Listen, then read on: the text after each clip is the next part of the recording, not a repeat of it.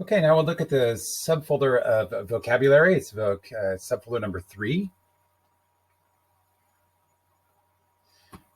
All right, so I'll be using the website. Of course, if you purchase the folders or the Ancient Egypt unit online through TPT, you would get all these same folders in the exact same fashion. This label, the link table of contents would be if you ordered or if you purchased the Google Ready content.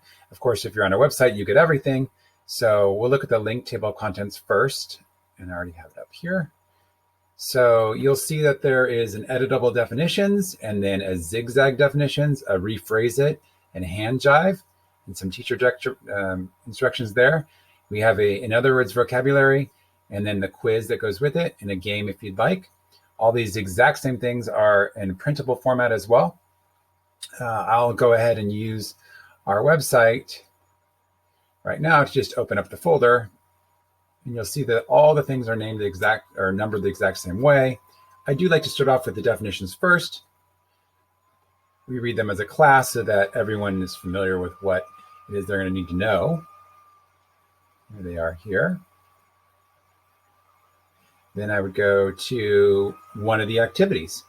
Here is a zigzag, and just take note that the zigzag is both in PDF and in a Google Ready format, just like on the link table of contents. So this is a different way of doing it. A word definition, draw a picture, it kind of goes back and forth. That's why it's zigzag. We have a rephrase it. I'll do the Google Ready on this. Rephrase it is sort of an interesting way of just having them process the information. They first drag the word, the definition, and then they put it in their own words. Then we have a hand jive, which is during distance learning has been fantastic for my class because it gets them to interact. So they basically write the words in the definition, and then they create a hand signal that somehow shows what that definition means. And then when I put them in the groups in the meet, it's kind of fun because they are forced to talk, which, as we know, is difficult for them to do.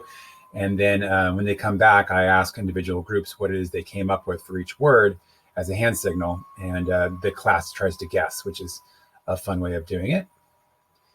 The in other words assignment, which is tried and true for me. And the in other words assignment basically has them read the definitions is already embedded in, and then they go to a Quizlet link and they play Quizlet, or we do a Quizlet live, which is fun as a class. And then after that, they drag the words to the definitions and they turn it in, and then I give the quiz after. And the quiz is down here. It's provided again in a Google Ready format or a regular format, paper format.